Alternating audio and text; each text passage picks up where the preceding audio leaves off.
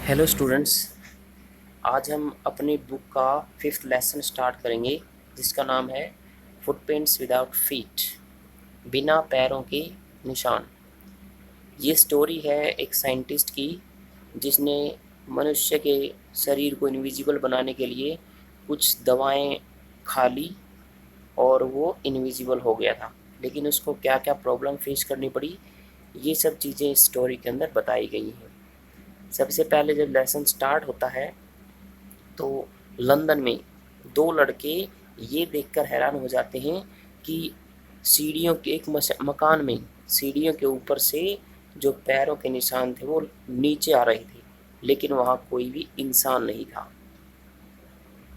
तो उनको ये देखकर हैरानी होती है कि घर की सीढ़ियों पर से वो निशान क्यों आ रहे हैं, और अगर वो निशान हैं तो किसके हैं। ये देखकर वो बहुत ही हैरान थे। थोड़ी दूर जब वो निशान गली में चले तो वो थोड़े धुंधले होकर अचानक ही गायब हो जाते हैं, और वो लड़के थोड़ी दूर उनका पीछा करते हैं, लेकिन जब निशान गायब हो जाते हैं तो वो वहाँ से चले जाते हैं। अब जो ग्रीफन था उसने मनुष्य के बॉडी को ट्रांसपेरेंट बनाने के लिए प्रयोग पर प्रयोग किए, और वो बहुत दिन तक प्रयोग करता रहा, और अंत में उसने कुछ रेयर ड्रग्स, दुर्लभ दवाइयाँ निगल ली, और इस तरह वजह से उसका जो शरीर था वो ट्रांसपेरेंट बन गया। लेकिन ये ठोस था, मतलब उसको कोई देख नहीं सकता था, लेकिन वो अब भी ठोस शरीर था, कोई भी उसको छू सकता था।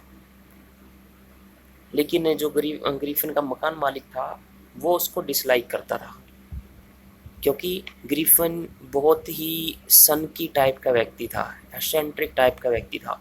इसलिए ग्रिफिन को वो अपने घर से बाहर निकालना चाहता था। ग्रिफिन ने बदला लेने के लिए अपने मकान मालिक के घर को आग लगा दी और वो वहाँ से भाग गया। अब वहाँ से भागने के बाद ग्रिफिन लंदन के एक बड़े स्टोर में घुस गया और उसने इंतज़ार किया स्टोर के बंद होने का। तो जब स्टोर बंद हो गया तो he broke open boxes and rappers, तो उसने बक्से और जो बड़े डिब्बे थे उनको तोड़कर खोला और गर्म कपड़े उसे उसने पहन लिए। और ये कपड़े पहनने के बाद वो रसोई घर में गया। वहाँ से उसे खाने के लिए ठंडा मीट, कॉफ़ी और मिठाइयाँ मिल गई। उसने छिक कर ये सभी चीज़ें खाई। उसको वहाँ पर वाइन भी मिल गई थी, तो उसने शराब भी पी, और ये सब खाने पीने के बाद वो रजाइयों के एक ढेर पर लेट गया। लेकिन सुबह वो जल्दी नहीं उठ सका, और जो दुकान के हेल्पर थे उन्होंने आकर दुकान खोली, और उन्होंने रजाइयों पर ग्रीफन को सोए हुए पाया। तो ग्रीफन अचानक से जाग गया और वो उनसे बचने के लिए वहाँ से भागा। He ran from there because he wake up late and fear to be caught. तो वो वहाँ से भागा क्योंकि वो देर से जागा था और उसे पकड़े जाने का भय था।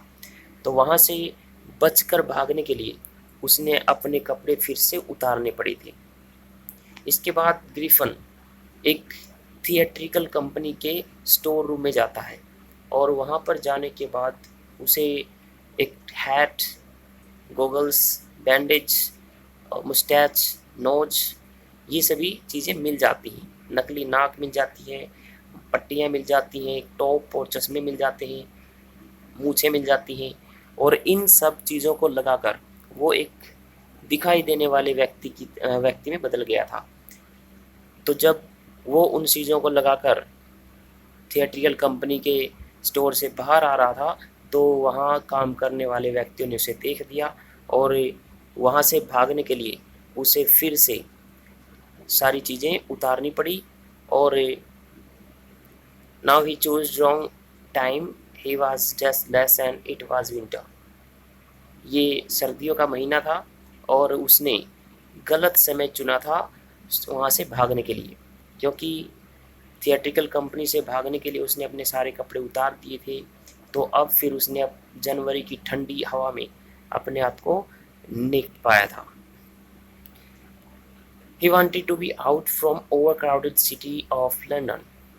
अब वहाँ से भागने के बाद वो लंदन, जो कि बहुत भीड़ भाड़ वाला शहर था, वहाँ से बाहर जाना चाहता था।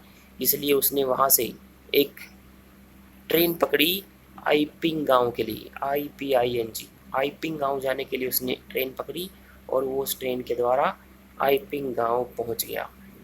वहाँ पे उसने 2 रूम बुक किए एक सराय में। सर्दियों में इस तरह से सराय में किसी अजनबी व्यक्ति का आना बहुत ही अनोखी घटना थी, क्योंकि इस टाइम पर वहाँ कोई भी नहीं आया करता था। सराय की जो मालकिन थी मिसिज हॉल, वो बहुत ही हैरान थी ग्रीफन को देखकर, क्योंकि वो बड़ा अजीब दिखाई देता था। सभी लोग उसको देखकर बहुत ज़्यादा हैरान थे, क्योंकि वो एक्स्ट्रा ऑर्डिनरी दिखाई देता था, असाधारण दिखाई देता था। लेकिन ग्रीफन ने मिसिज हॉल को एडवांस में ही अपने दोनों कमरों का किराया दे दिया और जल्दी ही उसने कहा कि उसके पास जल्द ही कुछ और भी पैसे आने वाले हैं और वो बाकी का किराया भी उसे जल्दी ही दे देगा। मिसिज हॉल को ग्रीफन का व्यवहार बहुत ही अजीब सा लगा, लेकिन क्योंकि ग्रीफन ने उसको एडवांस में किराया दिया था, इसलिए उसे ग्रीफन के काम से कोई दिक्कत नहीं थी। और जब भी ग्रीफन के पास कोई व्यक्ति जाता था तो ग्रीफन बहुत ही गुस्सा हो जाता था और वो कहता था कि मैं एकांतवास के लिए यहाँ पे आया हूँ, मैं नहीं चाहता कि मुझे कोई परेशान करे।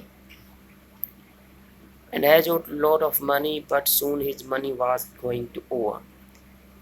ग्रीफन ने जो पैसे स्टोर से चुराए थे वो जल्दी ही ख़त्म हो गए और अब वो और भी पैसे प्राप्त करना चाहता था। इसलिए ही रॉब्ड रिच क्लर्की मैन, इसलिए उसने एक अमीर क्लर्की को लूटा, उसके यहाँ पे चोरी की। क्लर्की मैन और उसकी वाइफ ने अपने कमरे में, अपने स्टडी रूम में जब पैसों के गिनने की, उनके खनकने की आवाज़ सुनी तो वो दोनों जाग गए और वो धीरे धीरे स्टडी रूम में गए। लेकिन स्टडी रूम में उन्होंने पाया कि वहाँ पे कोई भी नहीं था, लेकिन जो पैसे रखे हुए थे वहाँ पे वो चुरा लिए गए थे। सुबह तक क्लर्की मैन के घर पर, पादरी के घर पर हुई चोरी का सबको पता चल गया और सभी लोगों का जो शक था वो ग्रीफन पर ही गया, क्योंकि उसका व्यवहार अजीब था, वो किसी से बातें नहीं करता था। और थोड़े समय पहले ही ग्रीफन ने मिसिज हॉल से कहा था कि उसके पास और पैसे नहीं हैं, जल्द ही आ जाएंगे। तो अब उसने मिसिज हॉल को और पैसे दे दिए थे, तो सीधा सीधा शक ग्रीफन पर गया था कि उसने चोरी की है। और इस तरह से जो घटना है वहाँ पर जो भी व्यक्ति थे सबका शक ग्रीफन पर चला जाता है। ग्रीफन एक बार में गया हुआ था कॉफ़ी पीने के लिए। वहाँ पर जब क्लर्की मैन पहुँचा और ग्रीफन से बातें की तो ग्रीफन इससे गुस्सा हो जाता है और उसने अपने चेहरे पर जो पट्टियाँ वगैरह लपेट रखी थी उसने एक एक करके उनको उतारना शुरू कर दिया। और जैसे जैसे वो अपनी पट्टियाँ और कपड़े उतार रहा था वो गायब होता जा रहा था। तो सभी लोग इस घटना को देखकर बहुत ज़्यादा हैरान थे और किसी ने पुलिस वाले को भी फ़ोन कर दिया था। तो एक पुलिस वाला भी वहाँ पे आ गया था और वो ग्रीफन को पकड़ने की कोशिश कर रहा था। लेकिन जो भी व्यक्ति ग्रीफन के पास गया उसे केवल घूंसे पड़ रहे थे और वो पता नहीं कहाँ से आ रहे थे। तो इस तरह से जो पुलिस वाला था मिस्टर जेफर, वो आखिर में बेहोश हो जाता है और ग्रीफन अपने सारे कपड़े निकालकर एक बार फिर से वहाँ से भागने में कामयाब हो जाता है। तो इस प्रकार हमारी ये स्टोरी थी। हमें इस पर एक समरी तैयार करनी है कल के लिए। Thank you.